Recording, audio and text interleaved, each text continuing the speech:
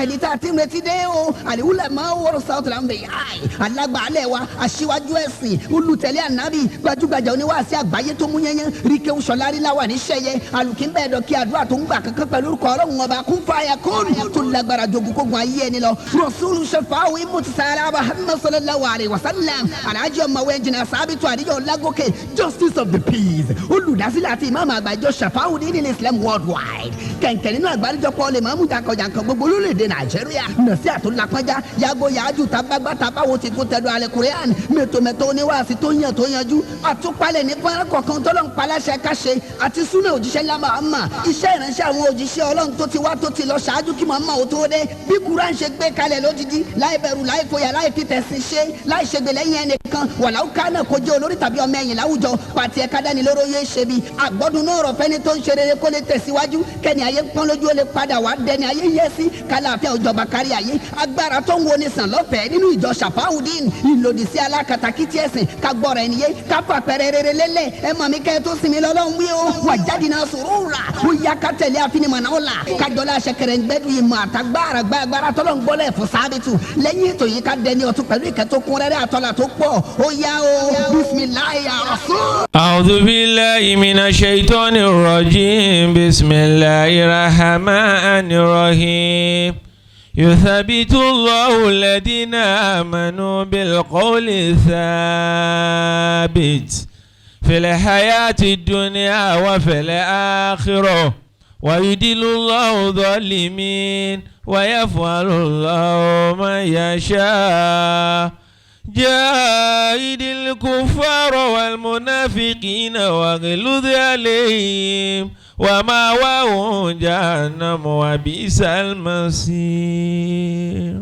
kàṣe mímọ́ fún làwa ń sọ kàṣe mímọ́ fún làwa ń sọ kàṣe mímọ́ fún làwa ń sọ kàṣe mímọ́ fún làwa ń sọ ó yẹ káyé ó lè gbà nípa ọ̀rọ̀ Ọlọ́run o. kàṣe mímọ́ fún làwa ń sọ kàṣe mímọ́ fún làwa ń sọ kàṣe mímọ́ fún làwa ń sọ kàṣe mímọ́ fún làwa ń sọ ó yẹ káwa ò lè gbà pọ̀ lọ́n tóbi jẹ̀dá lọ. A'udhu billahi minash shaitonir rajim. Bismillahir rahmanir rahim. Laqad kana lakum fi rasulillahi uswatun hasanatun liman kana yarju Allaha wal yawmil akhir wa zakara Allaha kaseeran sadaqallahul azim. Allah Akbar. In the name of Allah, the beneficent, the merciful, the Holy Quran, chapter 33, verse 21. Indeed, in the messenger of Allah, Muhammad sallallahu alaihi wasallam, you have a good example to follow. For him who hopes in the meeting with Allah and the last day and remembers Allah much, truth are the words of God. Allahu Akbar. Ní orúkọ Ọlọ́run àjọkẹ́ ayé àṣàkẹ́ ọ̀run dájúdájú ìkọ́ṣe rere ń bẹ fún yín lára òjíṣẹ́ Ọlọ́run fún ẹni tó ń bẹ̀rù Ọlọ́run àti ọjọ́ ìkẹyìn tí ó sì ń rántí Ọlọ́run ní ọ̀pọ̀lọpọ̀ ìgbà òdodo ní ọ̀rọ̀ Ọlọ́run.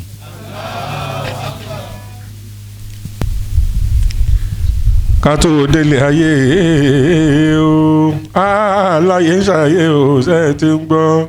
ká tó délé ayé yìí aláyé ń ṣayé. Nàìjíríà o kò rí báyìí tẹ́lẹ̀tẹ́lẹ̀ o ṣe ti ń gbọ́. Nàìjíríà kò rí báyìí tẹ́lẹ̀. nígbà tá a débẹ̀ àwọn bá wọn ṣe. nígbà tá a débẹ̀ à ń bá wọn ṣe. bàbá wa kúrò níbẹ̀ tá a papòdà o mo láàláyé ó ṣàyè ó ṣe ti ń gbọ́. tá a bá kúrò níbẹ̀ tá a papòdà aláyé á máa ṣayé. ìgbà yóò wò tá lọ lórí èèpẹ̀ yìí káráyé má fi wá pé tán lọ́nà tí ó dá. lọ́nà tí ó dá káráyé má fi wá pé tán lọ́nà tí ó dá. èyí wà lórí ẹbí tá a ti wá. káráyé má fi wá pé tán lọ́nà tí ó dá. èyí wà lórí àdúgbò tá a ti wá. káráyé má fi wá pé tán lọ́nà tí ó dá. mo lẹ́yìn wà lórí ìlú tá a ti jáde wá. káráyé má fi wá pé tán lọ́nà tí ó dá. orílẹ̀-èdè wa ń dọ̀wọ́ wá. káráyé má fi wá pé tán lọ́nà tí ó dá. Allahumma amin. ọlọ́ni iná àdá iná òsàbílà ìmọ̀ ń ṣọ́kìrọ̀. wa imma kafura. ó ní bọ́ bá wù ọ́ kó o ṣàṣìlò agbára bọ́ bá sì wù ọ́ kó o lò dáadáa ẹ̀bùn tọ́lọ́ ń fún ọ ojú tọ́lọ́ wọn ọba fún ọ ó ní ọmọ mi fi wo kú wò tọ́wọ́ bá fi wò kú wò pépé lórí ara rẹ náà ni àìsè pé wòkìwò náà ló fi ń wò tó ju fọ́ dànù tó sì kú ọmọ ń tọ́jẹ́ kéèyàn wà ní òkùnkùn ó jèrè àìgbọ́ràn nu. What does it take me? What does it take you to respect God and follow his injunctions? Gbogbo ẹ̀sìn pátápátá ń lọ fààyè sílẹ̀ nínú ìwé mímọ́ wọn nípa ta ní ń jólódùmarè ta ní ń jọ́ lọ́hùn ta ní ń jẹ́ Chukwu. Kí wá ní wàhálà wa? Èyí tá a fi tẹ̀lé ntọ́lọ́ ń sọ ẹ máa fàfàǹfà láàrin yín. Ìgbà kan láti ẹ̀ kọ́kọ́ tẹ̀ ń gbọ́ intra-religious imbroglio. Nígbà ọ̀ya ni a tún gbé ni a tún gbé dé. Wọ́n lá lóko bọ́ bọ́kọ̀ bọ̀ mọ́ ó lóun lè bọ́ gba gbẹ́rẹ́ ní tí wọ́n ní ọbọ̀ nù. Tá a lẹ́yìn ẹlẹ́sìn ó ṣe ẹ tẹ̀lé Ọlọ́run ẹ tẹ̀lé òjíṣẹ́ yín kẹ̀sì máa ṣe dáadáa. Ànábì Muhammad sallallahu alayhi wa sallam. Àpẹẹrẹ rere ni fún gbogbo ọmọ ẹ̀dá lọ́rọ̀ lérò níṣesí. Sallallahu alayhi wa sallam. Sọ́tàn. Àwọn nǹkan mẹ́ta lọ́lọ́run ọba ní àyẹ̀wò tó fi rí i ṣe. Nǹkan àkọ́kọ́ ni pé ó lójú òpó ọ̀nà ó lójú òpó torik ó ní lànà tí fi ń lólé ayé ìlànà ló mú mọ́ṣe dání bá a bá ń ṣe ilé ayé ní gbé a kì í ṣe ń bẹ lóde ọ̀run o. Allahu akbar. Kò sí ẹ̀sìn tí ò mú lànà dání o àtẹ̀lé lànà ni o. Ànábì tẹ̀lé lànà Islam. Sallallahu alayhi wa sallam. Wọ́n ń bi Nana Aisha. Radiyallahu ta'ala anha. Wọ́n ní describe your husband for us. Kò tiẹ̀ tó ṣẹ́jú ẹyọ kan. Ó ní the holy prophet Muhammad. Sallallahu alayhi wa sallam. Is the holy Quran. Allahu akbar. Sọ̀rọ̀ ẹ̀rín wá lélẹ̀. Kùránì tí wọ́n ń tọ́ ò lè tẹ̀lé tó fi ń jábọ́. Tó fi jẹ́ pé bàjẹ́ bá dé wọ́n ráyè lọ́dọ̀ rẹ̀. Wọ́n lájẹ̀tọ́ wọlé àfa oríbire dé sí. Nítorí oríbire dé sí ni wípé kò tẹ̀lé nǹkan kan tí sì ń já àfa. Tó bá tẹ̀lé lánàá yóò rí mímọ́ gbà. Mímọ́ tọ́lọ́wọ́n tẹ orí kòkò bá. Allahu akbar. A careless worshipper you are. Ayé lásán wá ń fòró rẹ káàkiri. Nígbà ọlọ́ọ̀ lẹ́sìn kí ló dé tó ń tọ́jú lé káàkiri. Is the Quran not sufficient for you? Is your God not sufficient for you? What's your problem? Ọjọ́ mọ́ tán rẹ̀ jẹ mọ́.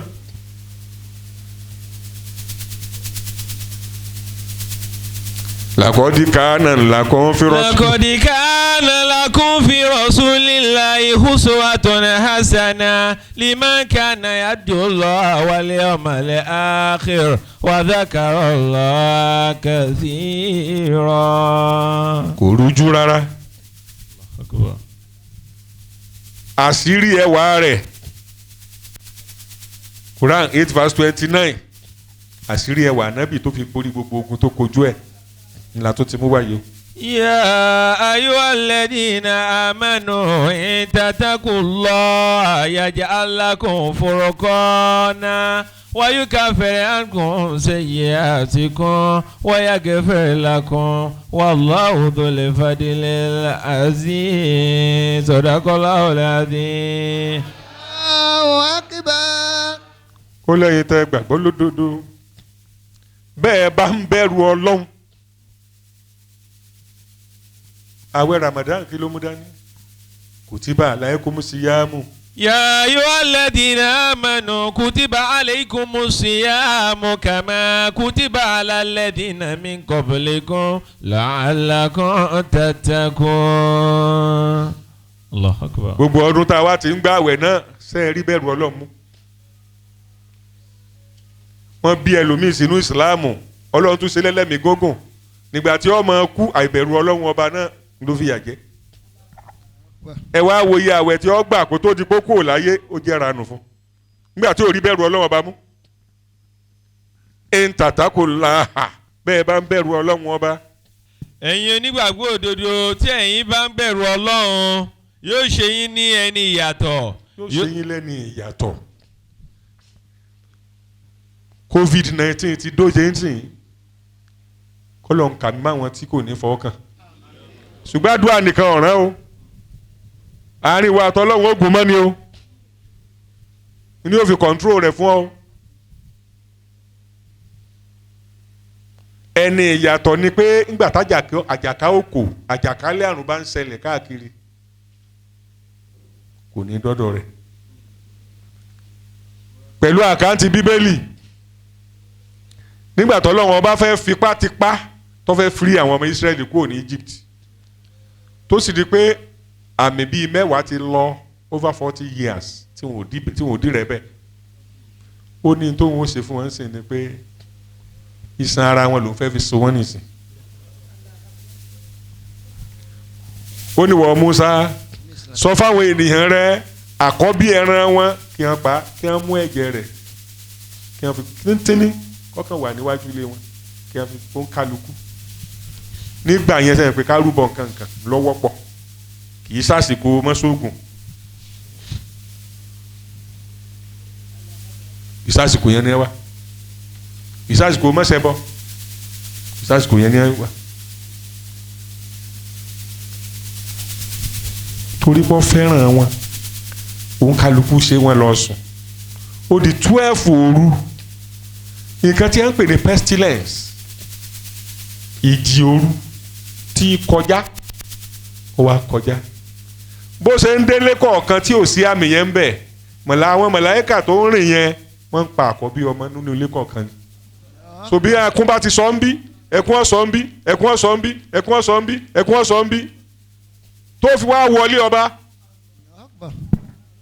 ó ṣe súré pé emergency meeting of the top notchers emergency meetings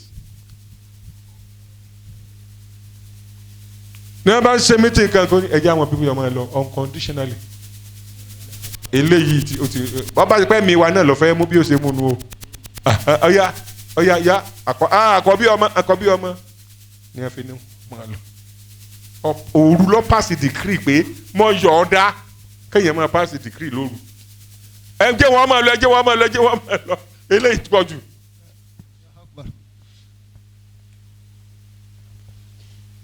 sọ ma wípé irú tá à ń sọ yìí níbẹ̀ ń Quran 23 nígbà tá ànábì fẹ́ intercede fún àwọn ará Mẹ́kà bóyá 70 or 70 something ló wà tọ́lọ́ wa ń sọ fún pé tíyà yìí ọ̀bá le koko lórí wọn débi pé wọ́n pinnu pé àwọn tẹ̀lé bọ́lọ̀ ṣe ń fẹ́ wọn ò ní dìrẹ́ bẹ́ẹ̀ wọn ó tún fojú tẹ́ bẹ́ẹ̀ rẹ̀ bí ẹni pé kò jẹ́ nǹkan kan náà ni tí ọba wa rí bẹ́ẹ̀ gbà náà.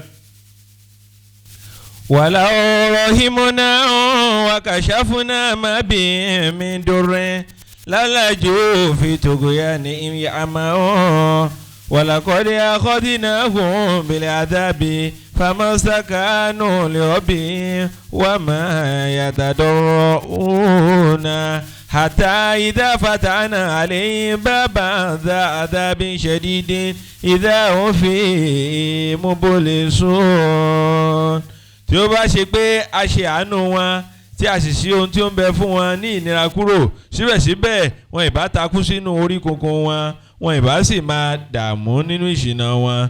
dájúdájú a fi ìyà jẹ wọ́n síbẹ̀síbẹ̀ wọn kò tẹríba fún olúwa wọn àti pé wọn kò sì dìrẹ̀ bẹ́ẹ̀ títí tí a fi ṣí ilẹ̀kùn ìyà tí ó le koko lé wọn lórí.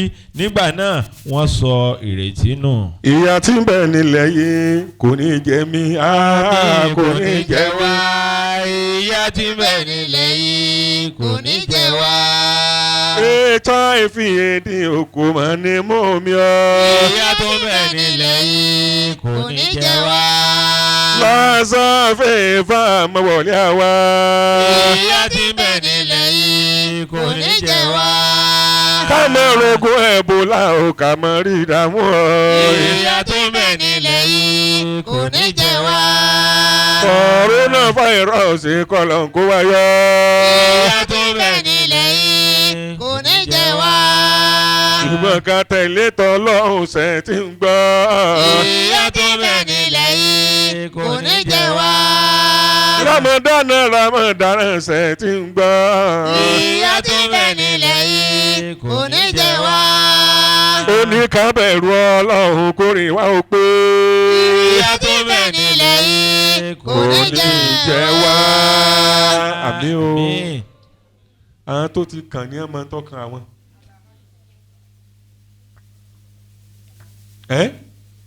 ọwọ́ pé kéèyàn ó tiẹ̀ máa lọ kí wọ́n á kóyàn mọ́ rógà pé ẹ lọ quarantine wọn. ibùn bó o ní ìbẹ̀rù ká ó tiẹ̀ fún tí ó ti fẹ́ pa àyàn kú. ká tó wá sọ pé wọ́n wá discover pé no he has it ó ti gbọ́jọ́ kú ẹnu. ṣé èyí náà tó kó o súnmọ́ lọ ni àbúrò dáradára yìí tó ń bá kì í náà lọ fẹ́ bá kú.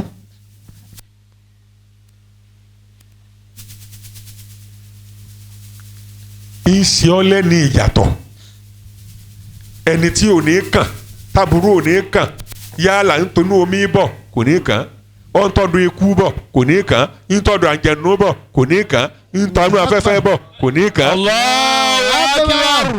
ìyà tí ń bẹ nílẹ̀ yìí ó má ṣe dọ́dọ̀ mí ó má ṣe dọ́dọ̀ wá. ìyà tó ń bẹ nílẹ̀ yìí má ṣe dọ́dọ̀ wá. kàn mọ́ fọmọ́ fòrò mi ò ní ilé ayé. ìyà tó ń bẹ nílẹ̀ yìí má ṣe dọ́dọ̀ wá. kàn mọ́ fàyà fòrò mi ò ní ilé ayé. ìyà tó ń bẹ nílẹ̀ yìí má ṣe dọ́dọ̀ wá. ká mọ́ pàdé àgbákò lórí èpẹ́ yẹn. ìyà tí ń bẹ nílẹ̀ yìí má ṣe dọ́dọ̀ wá. ó ní ṣe yín lẹ́ni ìyàtọ̀ lẹ́yìn yẹn ló tó wá sọ pé gbogbo aburú ayé pátápátá ń tẹ̀rí ẹ̀ bá débi pé kankan ò ní lè fìtínà ẹ̀.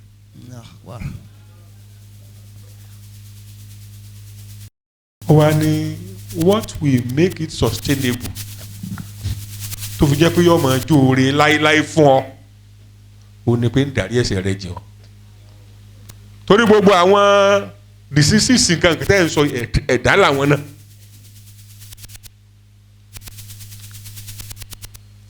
késìsì ó tó máa kòyàn ìyẹn ò légbò tàbí kọ́ fọ́gbìn ara kọ́ mọ́mọ́ ẹ máa tẹ̀lé ọ káàkiri àmì ayé ò ní bọ́ọ̀lù ńlá. àmín. àmì ayé ni mo ń gbé náà. àmì tọ́lọ́run lèmi ọmọ gbé kí n tèmi. àmín. ń darí ẹ̀ṣẹ̀ rẹ jìn ọ́ so ti rí ìkíní aṣọ ẹlẹ́ni yàtọ̀ tọ́ ọ bá ń bẹ̀rù Ọlọ́run ni o ìkejì á tẹ̀rí gbogbo mùsíbà burúkú fún ọ burú kankan ò ní lè dọ́dọ̀ ẹ̀ ìkẹta á darí ẹ̀ṣẹ̀ jìn ọ́ débi pé á fọ̀ ọ́ mọ́ débi pé àbá àwọn èṣù kan ò ní lè tálẹ̀ ọ ìtumọ̀ ẹnu ntọ́ fẹ́ fáwẹ̀ yìí àchífù nìyẹn o tọ́lọ́pọ̀lọpọ̀ lẹ́kàn sọ pé ọ̀yá ráfá bá ń gbóúnjẹ mi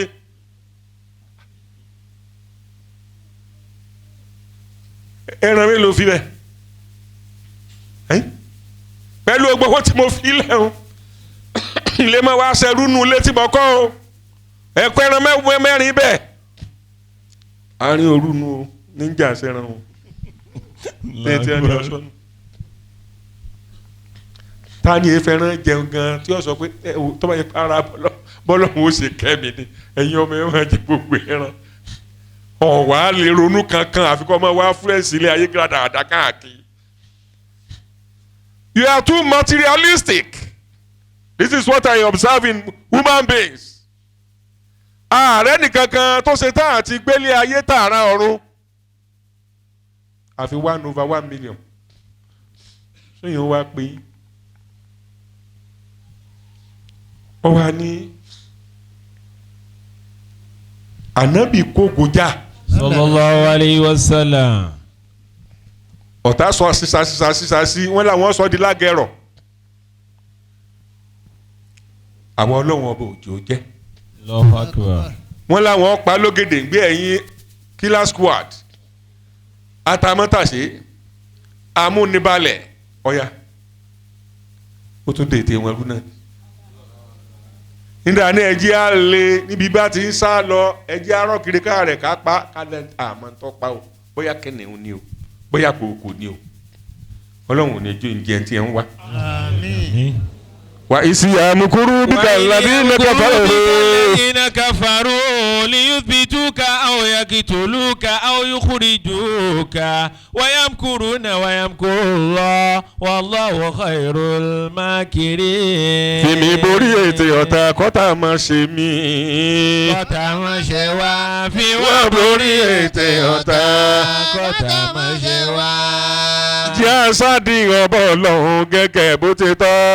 Ìwà borí ètè ọ̀tá kọ́tà máa ṣe wá. Jẹ́ abẹ́rù ọba ọlọ́run gẹ́gẹ́ bó ti tọ́. Ìwà borí ètè ọ̀tá kọ́tà máa ṣe wá. Ànábì Muhammadu Sallallahu alayhi wa sallam. ó ní ìlànà ẹ̀sìn ó tẹ̀lé ìlànà náà lẹ́yìn náà ó wá nígbàgbọ́ ní tá a lè pè ní ọjọ́ àti sùn. Ọjọ́ àti sùn ọlọ́run ní jẹ́ ó rọrùn ọlọ́run má jẹ́ ń fọjọ́ ọlọ́jọ́ lọ. Àmín. Ọjọ́ àti sùn ọlọ́run má jẹ́ ń ṣẹ̀sìn tó kù nú ayé. Àmín. Ó nígbàgbọ́ àwọn tí máa ń ronú tó fi jẹ́ pé ó pinnu ó ń tẹ̀lé bọ́lọ́run ṣe fẹ́. Lẹ́yìn náà kì í wá wọ́n di ká máa súnmọ́ Ọlọ́run ká máa pe Ọlọ́run. Aládùúà ló yẹ kó o jẹ́. Má gbé láìfù rẹ sọ́wọ́ ọmọ ẹlòmíì. Mo ti sọ̀tàn àfáà kan fún ọ tí ń jẹ ẹ̀fọ́ ìgbín ẹran ẹ̀gbẹ́ àti yán ìní ń jẹ lọ́wọ́ ni wọ́n bá pè látàbẹ́kúta. Ìbàdàn lọ́wọ́ wọ́n sọ̀rọ̀ ó ní orí àwọ̀ ẹ̀yìn náà mo wà bí mo ṣe wà yìí àwọn tí ẹ ń jẹ yẹn wájú rẹ̀ wá wúra wọn lójú pé torí Ọlọ́run wọn ò lè sọ̀rọ̀ o sẹ́yìn tó ọgbára rẹ lẹ́nu ọgbára lé níyàn wàláì wọ́n ṣàṣì ọ níbẹ̀ kọ́ ọmọ gbára lé níyàn ẹ mọ̀ ṣe gbára lé níyàn gbára lọ́lọ́run ọba. Gbára lọ́lọ́run ká má gbára lé nìyàn gbára lọ́lọ́run. Lọ lójú òpó oṣù tí ń gbọ́. Ẹ má ṣe gbára lé nìyàn gbára lọ́lọ́run. Ní ìlànà tó fi ń pọ̀ lọ́wọ́. Ẹ má ṣe gbára lé nìyàn gbára lọ́lọ́run ọba. Allahu akbar. Ó ti jíṣẹ́ fún wa o ó dáa ká gbọ́ ká gbà torí pé ó ṣe iyebíye púpọ̀ pẹ̀tẹ̀pẹ̀tẹ̀ tọrọ Ọlọ́run tó sọ̀kalẹ̀ lónìí náà ní pọ̀pá ẹni ó bá taba ọlọ́tún bẹ̀ ṣe ni o Ṣàfáwùdí ní Islam worldwide alòdì sí irọ́ pípa àbòsí ṣíṣe ojúṣàájú ìmọ̀tara ẹni nìkan ẹlẹ́yàmẹ̀yà alákatakítí ẹ̀sìn àtàwọn tọ́lọ́ ń kọ̀ láàrin ara wa síra wa ìfẹ́ òtítọ́ àti ìbágbépọ̀ lálàáfíà ló jẹ wá lógún o tẹ́ ẹ bá ní béèrè lórí ètò tòní àbí ẹ fẹ́ da kásẹ̀tì ètò tòní fún ìmọ̀dòye ọ̀rọ̀ Ọlọ́run ọba tààlà bó sì jẹ́ jẹ́ wípé ìrànlọ́wọ́ kún fáyà kún mọ́dìbàjẹ́ àdúrà tó ń gbà kankan lẹ́yìn fẹ́ǹtì yín kò ní ná yín lówó rárá o ọ̀fẹ́ ní gbogbo ìwòsàn ìdáǹdè ọ̀nà àbáyọ àti àṣeyọrí ní gbogbo àdáwọ́lé báyìí ni ọlọ́run pa wá láṣẹ rẹ̀ nínú ìjọ Ṣàfáùdín tẹ́ ẹ bá rẹnikẹ́ni tàbí ìjọkíjọ tó ń forúkọ Ṣàfáùdín gba owó tàbí nǹkan mi lọ́wọ́ èèyàn kì í ṣọmọ ìjọ tí a o ọ̀lẹ́ni ẹ̀fìlágbófinró lọ.